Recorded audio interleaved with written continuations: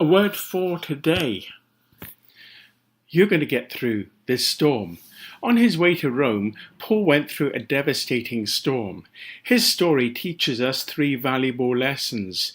Your disobedience can cause a storm. Because the captain wouldn't heed Paul's warning, he lost his ship, his cargo, and almost his life. Your disobedience can cause a storm in your health, your finances, your family, and your career. God doesn't preface his commandments by saying, if you feel like it, do this. No, he means what he says, and he intends it for your good, so pay attention. Secondly, you're not alone in the storm.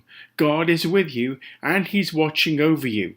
Paul said, there stood by me this night the angel of God, whose I am, and whom I serve, saying, fear not, God hath given thee all of them that sail with thee. Wherefore says, be of good cheer, for I believe God.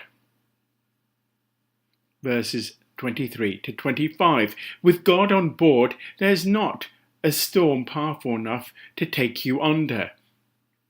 3. When you stand on God's promises, you have his authority. Paul may have looked like a prisoner, but in reality, he had more power than the captain. Though bound in chains, he was the freest man on the ship. You see, when you've heard clearly from God, you can handle any situation because his word says, no weapon that is formed against thee shall prosper. Every tongue that shall rise against thee in judgment thou shalt condemn. This is the heritage of the servants of the Lord.